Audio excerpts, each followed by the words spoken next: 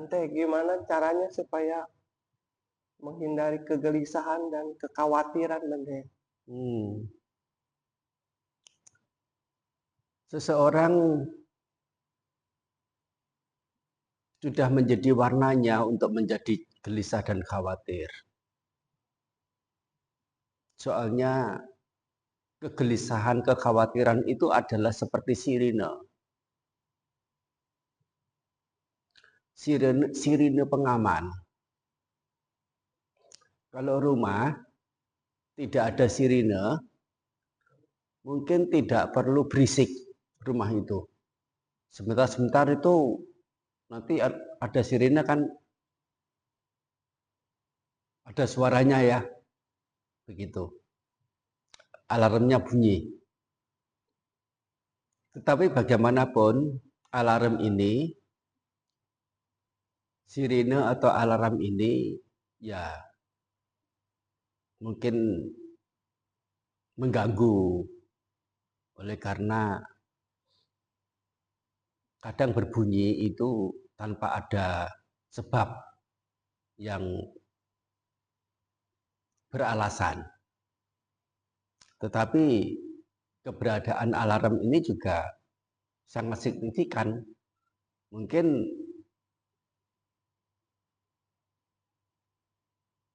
ya alarm ini berfungsi dengan baik, yaitu memberikan tanda-tanda ada bahaya begitu. Mungkin 5 tahun belum tentu sekali. Mungkin sejak dipakai 15 tahun, 20 tahun belum ada ya berbunyi yang beralasan, dan semoga saja tidak berbunyi. Kalau berbunyi itu kan artinya ada bahaya. Demikian pula kekhawatiran, kecemasan. Sebetulnya seperti alarm. Alarm agar kita membuat pengamanan atas hal yang kita telah capai, telah kita miliki, telah kita anggap sebagai yang menjadi bagian dari diri kita. Atau ya hal-hal yang semestinya akan menjadi milik kita. Sehingga kalau kita mau melepaskan kecemasan, kekhawatiran, justru akan membahayakan bagi diri sendiri. Pergi dari rumah begitu, tidak perlu ada cemas, tidak perlu ada khawatir. Pintu tadi sudah ditutup atau belum, tidak usah khawatir. Tidak usah cemas. Tadi kompor sudah dimatikan belum? Keluar dari rumah. Tidak usah khawatir. Tidak usah cemas. Atau ya anak pergi ke sekolah yang mestinya sore jam 3 sudah pulang, ini jam 7 malam belum pulang, tidak usah khawatir. Tidak usah cemas. Kira-kira hidup yang seperti ini bisa dilangsungkan dengan lancar tidak? Justru akan menjadi berantakan kalau tidak ada kekhawatiran, kecemasan. Patut kita sadari, kita mengerti secara awam, kita tidak bicara soal pelaksanaan dharma apa. Secara awam itu kekhawatiran, kecemasan, satu sisi mengganggu hati. Di sisi yang lain sesungguhnya adalah alarm pengaman. Jadi jangan sampai terlalu iritasi dengan keberadaan khawatir atau cemas itu. Sudah menjadi warnanya kok. Gitu. Hanya di sini banyak hal yang perlu disortir. Banyak hal itu kurang perlu untuk dicemaskan, kurang perlu untuk dikhawatirkan. Adalah hal-hal yang jauh di luar diri kita, atau mungkin jika berkaitan dengan diri kita juga secara tidak langsungnya, atau mengkhawatirkan sesuatu yang tidak ada akal sehatnya, tidak masuk akal. Dengan banyak sekali pemunculan pengandaian-pengandaian, itu mengada-ada di dalam diri sendiri. Itu yang justru mengganggu sia-sia. Ini kita tidak bicara dharma juga ini. Banyak hal, misalnya tentang ya nanti kalau manusia punah bagaimana? Ya, memang kalau manusia itu betul-betul punah, apanya yang disesali? Apanya yang mesti kita itu menjadi kecewa? Nah, semacam begitulah kira-kira. Ya, artinya bahwa kita perlu sortir lagi hal apa yang patut menjadi objek kecemasan, kekhawatiran. Banyak hal kita itu tidak perlu khawatir, tidak perlu cemas, ya mencemaskannya, mengkhawatirkannya. Nanti dia bagaimana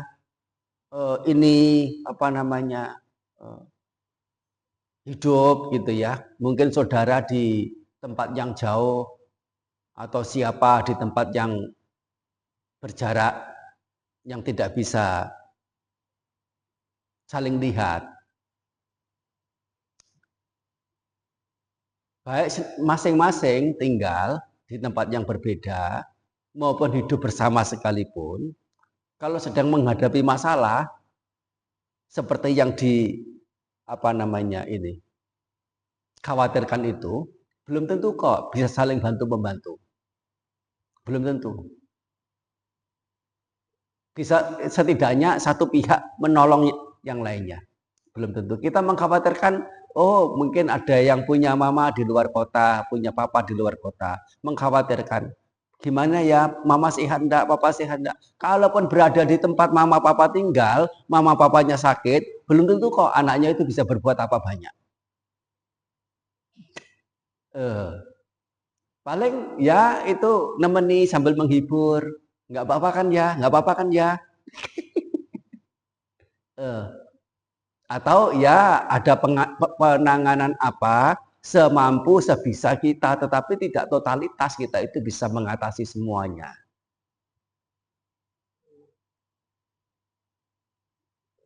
Dan tidak sedikit ya yang namanya orang ada hubungan emosional, ya, yang sini mengkhawatirkan yang sana, bagaimana hidupnya gitu ya.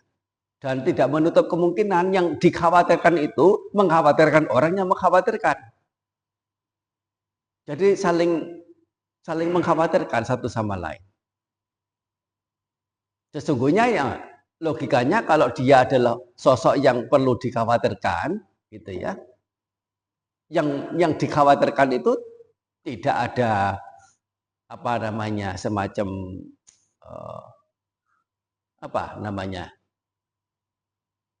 gerak hati gitulah. Soalnya menjadi objek yang dikhawatirkan.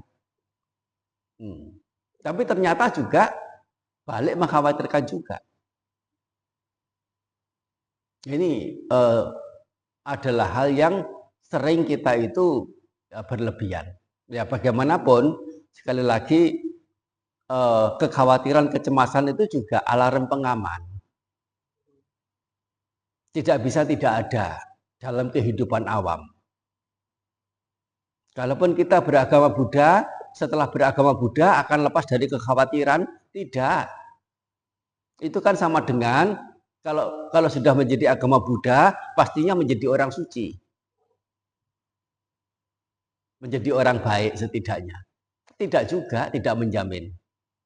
Tidak menjamin kita masuk memeluk agama Buddha itu kemudian mentransformasikan diri secara otomatis menjadi orang baik.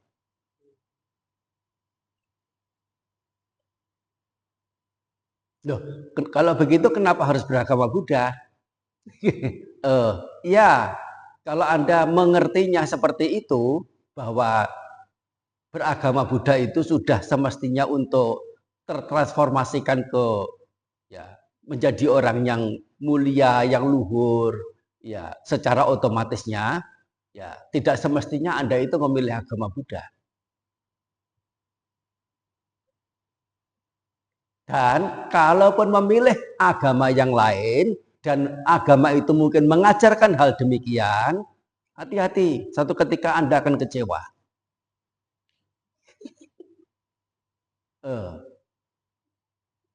Nah, dalam hal kekhawatiran, kecemasan yang mesti dikurangi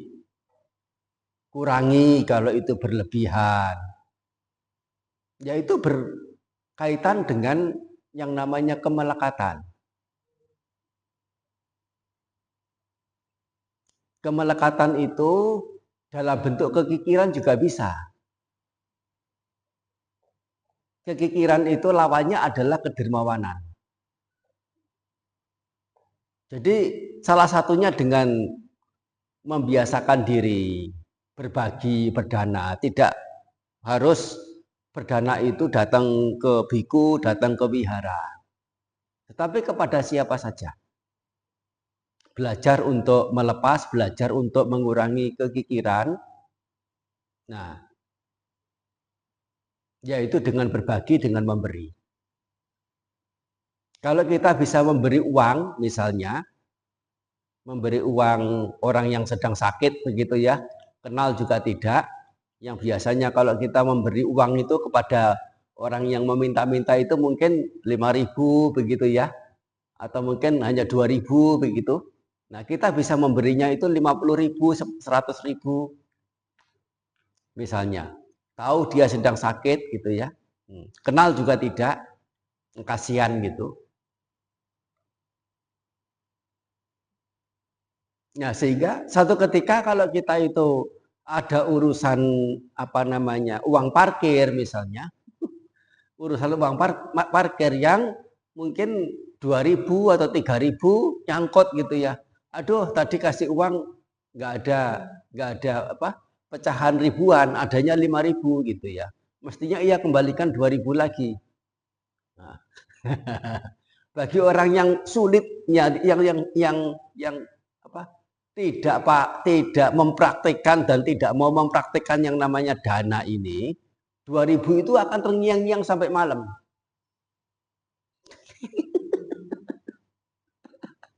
Tapi untuk mereka yang terbiasa berbagi dengan 50.000 kasih ke orang, 100.000 itu kasih ke orang, urusan 2.000 uang parkir ya sudahlah untuk minum kopi. Selesai sudah. Selesai sudah. Nggak ada kecemasan, nggak ada kegundahan. Ya, termasuk juga khawatir tentang apa yang terjadi di waktu yang akan datang. Yaitu ya apa namanya kita sesungguhnya tidak perlu khawatir, soalnya kita itu sudah punya bekal masing-masing, yaitu bekal positif dan bekal negatif. Kalau bekal negatif itu dilakukan oleh diri sendiri,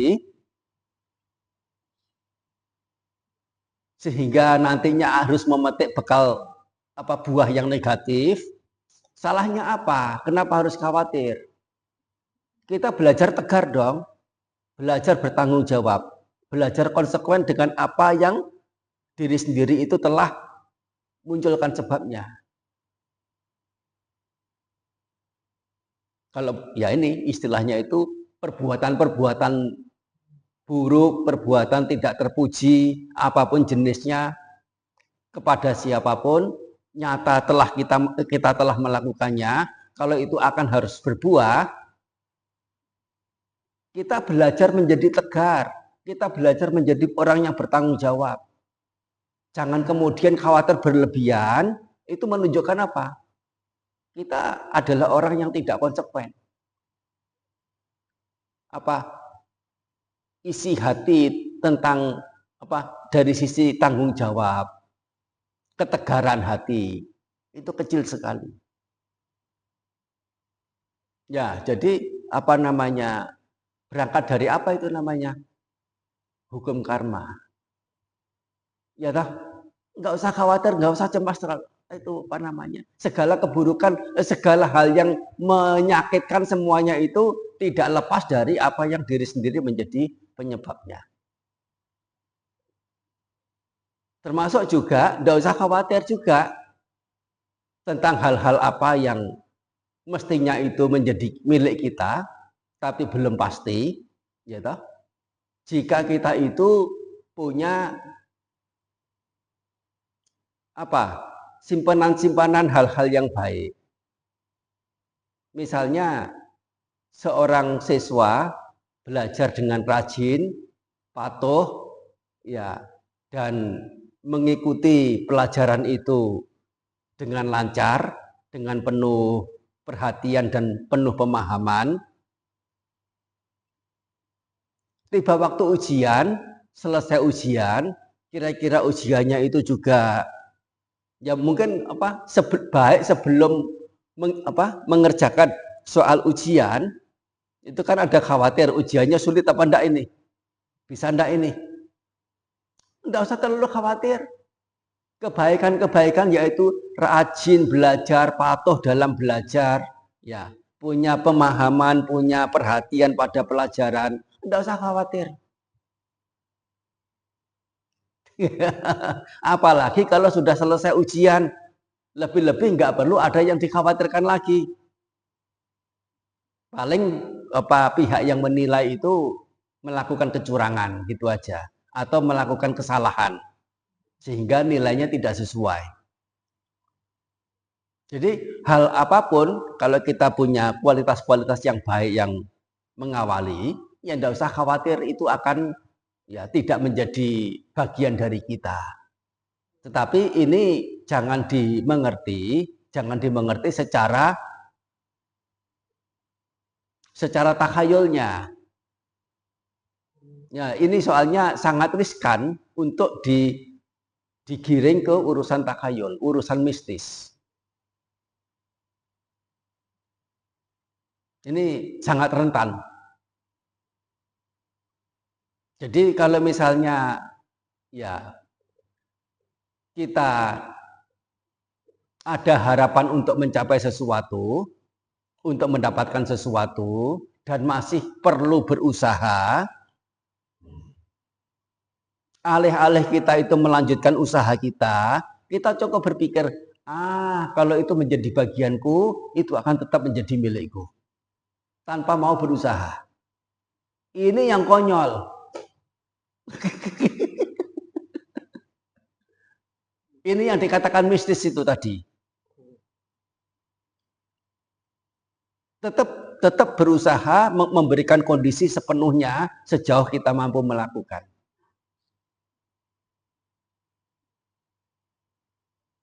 Ini adalah baru urusan ya sedang-sedang begitulah bagaimana mengatasi kecemasan kekhawatiran.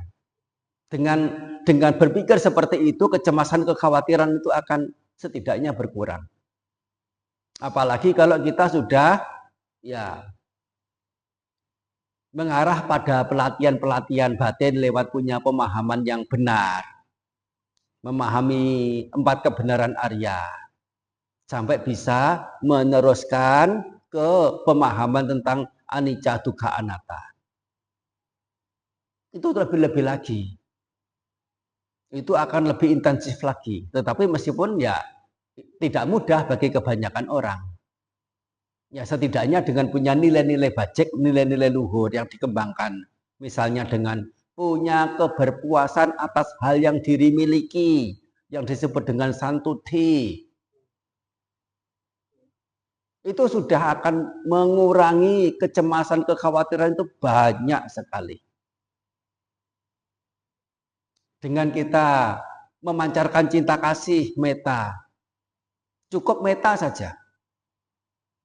Banyak hal yang mestinya itu menjadi sumber kecemasan, kekhawatiran akan berkurang dan bahkan ya sangat minim. Apalagi kalau Brahma Wihara itu kan bukan hanya meta saja. ada karuna, ada mudita, ada UPK. Sampai pada titik UPK itu kalau dikembangkan, oh. Nah, kalau hati kita terus berada dalam nilai-nilai luhur UPK itu,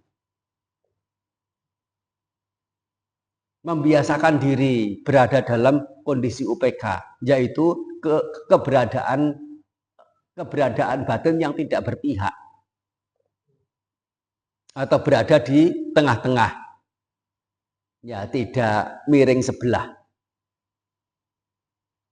tidak condong sebelah. Nah, ini juga bagian-bagian yang ya sesungguhnya sangat luas. Pertanyaan bagaimana mengatasi keresahan, bagaimana mengatasi kegelisahan, bagaimana mengatasi kekhawatiran, ya, kecemasan. Ya, ya tanya saja bagaimana mengatasi penderitaan, Bante. Selesai sudah.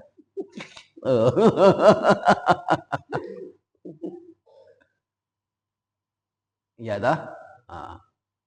Ya jawabannya juga secara umumnya mau pertanyaan yang dimunculkan itu kekhawatiran, kegundahan, atau penderitaan, atau kekecewaan, atau apa dan sebagainya, jawabannya sama ini juga. Itu yang menjadi arus utama ajaran Sang Buddha. Gitu ya. Sapitiyo wiwajantu